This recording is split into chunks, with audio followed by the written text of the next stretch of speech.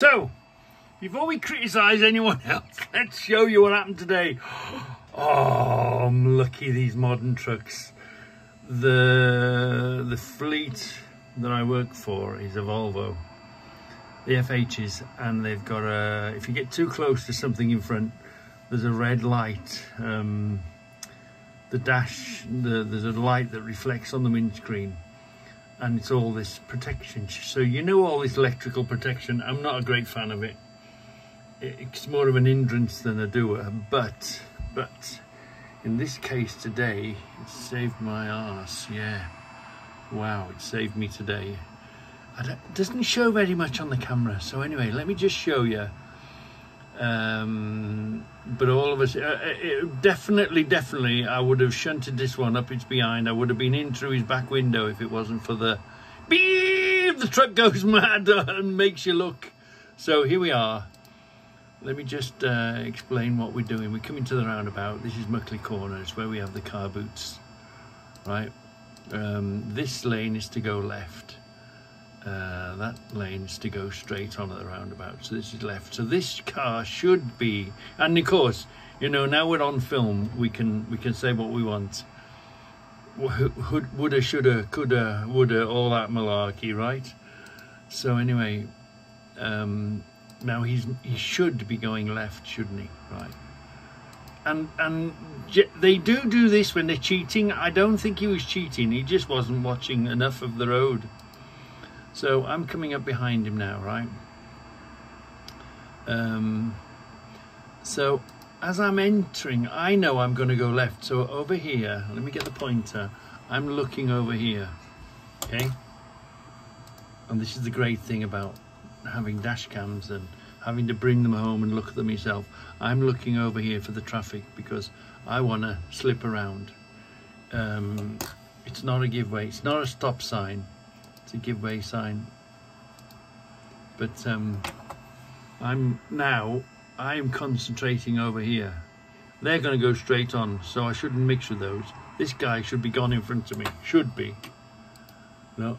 So I'm looking over here, watching this traffic, waiting for somebody to come around the roundabout. Generally, they're all going down there because it's the A5.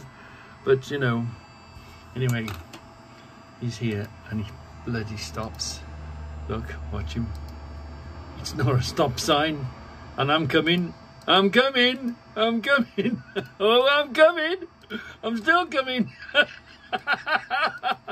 Ooh. Luckily, because I was looking to my... You can only look to the left, forwards, or to the right. You can't look left, right, and forwards all at the same time. You can't even look forwards at the same time. You've got to look to the right. So let's go back a bit.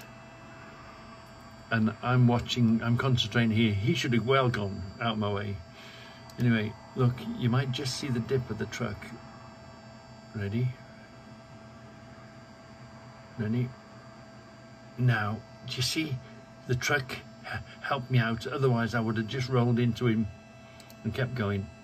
So let's see that from the beginning. Let's see that at the beginning. We'll see what you think. I'm looking to the right. I'm looking to the right. He should be gone. He's made the mistake, but he's done the mistake of stopping. He should be gone in front of me now. Clear. Should have gone. Should have gone. I'm looking. I'm looking. I'm looking. Watch. Now. And the truck saved me. The electronics on the truck saved me. Otherwise, that would have been a rear end there. I'm convinced of it. Watch this one. Why do they risk their lives in such a way? Where is he? Oh, let's go back a bit. Where was he? He was here, wasn't he? Oh, there he is. He's in the outside lane. Here's the slip road there. Here he comes across, look. Across there, yeah. Across here. And dives in last minute. Why do they risk their lives? And there's a huge, you know, if something goes wrong or slips or whatever can go, you know. And I think this is the bridge that we saw many years ago, that someone hit the barrier here and burst into flames. The black markings are still here. And I'm sure that driver was probably doing the same. And the car came and it flew through the air and it hit the bridge here and it caught fire here. And there was burn marks and black marks, and the black marks are still stained. How many years ago was that? This is junction 3 on the M5 going north. Who remembers when that car hit that at speed and then hit this bridge and then caught fire? And this is the remnants of the fire and the black marks. Oh, I'm guessing 5-6 years ago, good old time ago. But yeah, so that's how he's going on, Reggie, on the road. Right, so here we are, coming top of the M5, I think. You just go over the top of junction 2. These Wallies stick out so much. Keep your eye on this truck here. This one here. Is it this one? I think it is this one, yeah. He's trying to think of a lane. He's trying to think, ooh, rather than just stopping in your lane. Right, here we are, okay. So that move is okay. You're coming in here out the way, no problem. You can see we're running into traffic. You know, there's, we're okay. And then he changes his mind. He thinks, oh, that lane's faster than my lane. Oh no, my lane's faster than your lane. Watch what he does. Look, snipes his nose. Where the hell is he going to do? Where's he going to go? And now, as it turns out, let's run that. Let's run that. Click that on, and it got him nowhere. Dodging lanes when you're coming into traffic, you end up being a loser, because you end up losing, don't you? Loser, bye bye, loser. And when he comes sailing, if he'd only stayed in this lane, and we go sailing past him, yeah. This lane takes off and should have stayed on the inside lane. What a loser. Yeah, that's the thing about the road. You always have to be ready for the unexpected. We're going along minding our own business. You think he's overtaking us, and then look, you don't have many seconds to be able to make a plan, come out, where's the car, put your indicator on, get round him. Ooh, it can be quite a... It can be quite a thing, and the damn thing's a breakdown anytime you want. Look, let's count 1, 2, 3, 4. Hold on, let's get back to where we saw him. Not there. Right, so we're coming up the dual carriageway, aren't we? Let's count 1, 2, 3, 4, 5, 6, 7, 8, 9, 10. You've got about 10 seconds.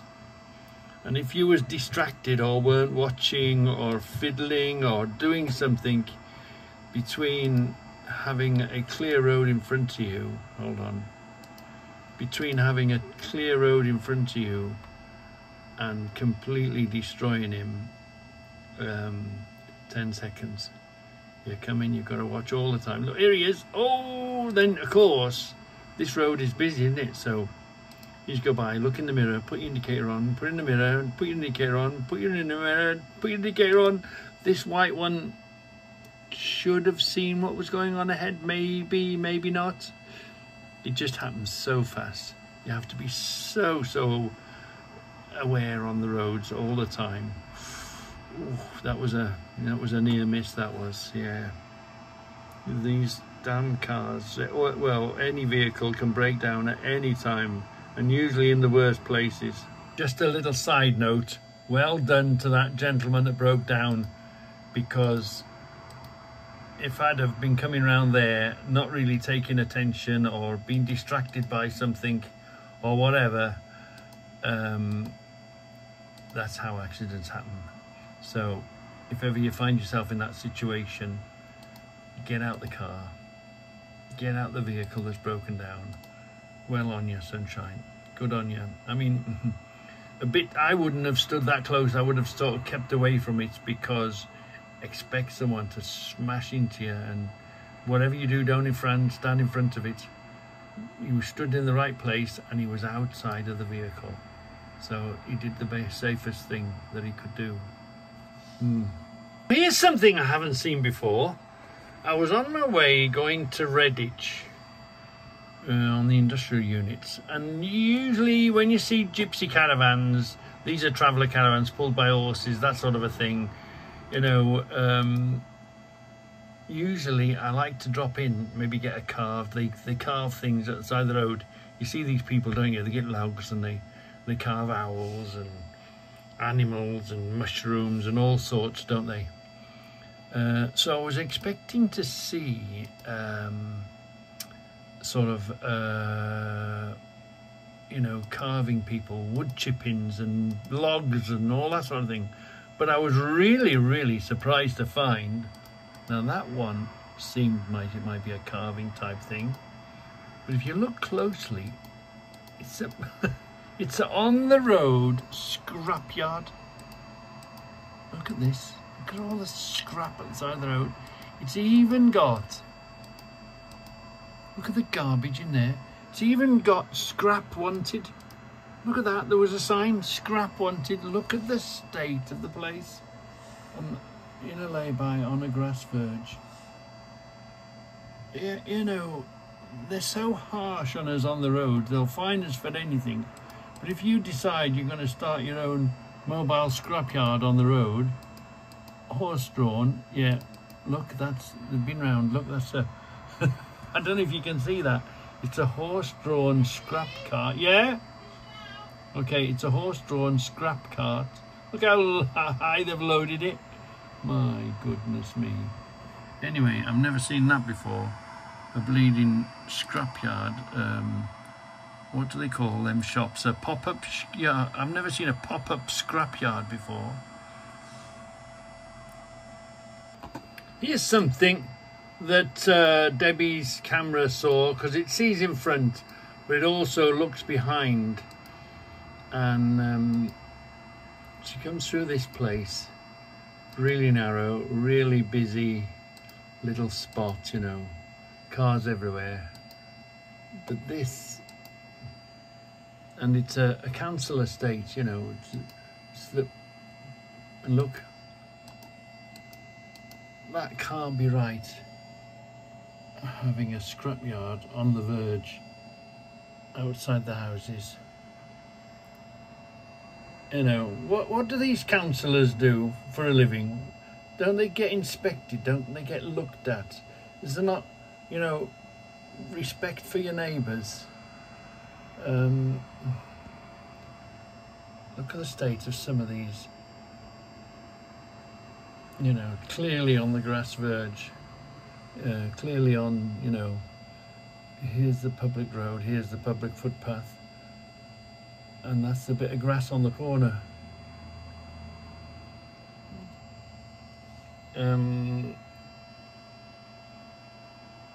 It's disgusting. So here we are coming out.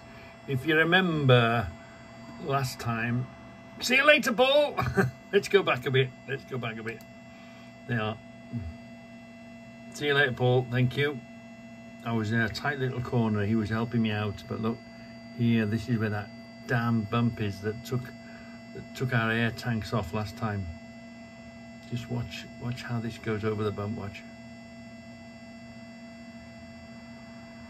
Ooh, there's the bump there. Yeah. You've got to go over it so careful. You know, catch your bleeding air tanks on it, and there's people and there's trucks and there's cars and there's, you just gotta wind yourself out. Take your time. Yeah. Oh, this is a Rogers. I must take you to Rogers. That, it's a big warehouse and it sells, is it sell-by date or out of date or whatever, you know, when the numbers don't add up and they can't put them on a shelf. It's that place it is. Remember me telling you, these Nits and Micras, these are these community cars that they use in Birmingham. You know, the brothers and sisters will use them. They're not insured. Half of them ain't got a license. They run off. Just watch this one now. Look, when I'm in the wrong place. Here he is now. Keep an eye. Right. Okay, come across here. Right. Here we go. Yeah. Okay. Okay. Now you've got my attention. Yeah. Now you've got my attention. Now I'm watching you. So here we go. Here we go. Stick to your lane. Stick to your lane. Don't come off your lane. Look, you've gone across the lane again. Those are the ones, the little micras. Yeah. They're deadly in Birmingham. The thing about being on the road, you see all sorts, you know. Look at this. I hadn't seen. I don't think I've ever seen it. Look, it's a Cortina Mark III, isn't it? But it's a Cabriolet Cortina Mark III. I don't think I've ever seen one. No, that was well looked after. Nice custom car. But look at that, a Cabriolet Cortina Mark III. I don't think I've ever seen one before. So here's the thing. Look. Okay, everyone's getting ready to come off the junction. Keep your eye on him. The reason I say he's a 25 plate, brand new. Obviously it's a Tesla. Obviously it must be some sort of company car. If you're the boss of this company that owns this company car, I wouldn't give him a push bike. Look at the risk he takes. In front of me with the brakes on, taking the last minute junction in a 25 plate, lots and lots of money's worth of, no doubt a company car. I wouldn't give him a job, let alone give him a company car. They don't give a damn, do they? 25 plates, worth shitloads of money. So here's the thing that got me this morning, that boggles the mind. If you've been on the road long enough and seen enough fatalities and deaths, you know where, you know, dangerous places are. I'm not talking about this truck at all. The truck I'm talking about is this plonker up behind him. So first of all, he shouldn't be there, so close behind him. But if you at all know this area, you know where we are. Yes, it's a perfectly straight between junction, the M1 and the M6, the amount of, and the junction 3, you know, junction 1 and 2 on the M6, the amount, and it's perfectly straight, 3 lanes one way, 3 lanes the other. But the amount of fatalities that have happened in and around this Catthorpe junction, they've built a new one, they've changed it. I don't see so many accidents now, but it's cost them millions and millions and millions. But this, I'd say, this area that we're in has had the most fatalities over the years, you know, over the years. And what the hell, here we are, look. We're coming into Catthorpe. Like I say, notoriously death area. And it's perfectly straight 2 ways. How they crash into each other, how they kill each other, I do not know. But of all the places on all the motorway network, is this Catthorpe has claimed the most amount of lives. And look what they drive like, and they're coming up to a, you know, this is a notoriously, the amount of, I'd like a public information on the amount of people that have lost their lives before Catthorpe and after Catthorpe. And you wake up in the morning, there's a bump. Where is it? Bottom of the M6, where it meets the M5, the M1. Yeah, Catthorpe is one of the most dangerous areas in the whole of the country. You might disagree with me. You might mention another place, but over a period of 10, 20, 30 years, the amount of fatalities that have happened down here, it's crazy. For whatever reason, obviously each accident is a separate accident, but this place, people die here. It must be full of ghosts. Here's a sort of funny one. I'm not far from the yard now, and this is a funny sort of this happens odd here. We're going to try and watch him there, coming in there now. Watch. Now this is the sort of thing that catches you out.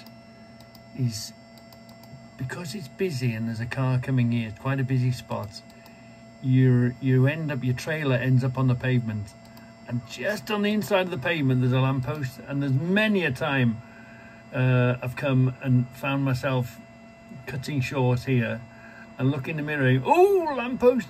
You get real close to this lamppost here. Let me just look. Let me just these are the lampposts we're talking about, look, and this is the curb. So he's come around here, but this is here. He's got to be careful. Let's back up. It's not easy to see. You can see him. You can see he's on the pavement here. Look, see the angle of the roof line. His arse end is on the pavement. Let's go back a smidge more. Let's see if we can get a bit closer. Here he comes, look. Right, here he comes. Because you turn and it can be quite busy. And look, see the roof line. His arse is on the pavement, but it gets real close. Watch him just about to bounce off the pavement. There. He's twisting. Bounced off the pavement. Just see how close this lamppost is. Oh, and when you look, it's one of those things.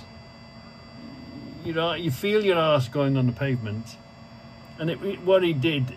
This was coming towards him. It's a bit of a deceiving little junction. But if you pull out and someone's coming towards you, your arse ends up on the pavement, and it goes ever so close to this lamppost. When you look in the mirror, you go, oh! One of these days, that's going to be flattened. That is, yeah. So I follow him through. I didn't think this other guy coming the other way was going to stop. Actually, I expected him to stop a bit sooner, but he didn't. He just kept coming.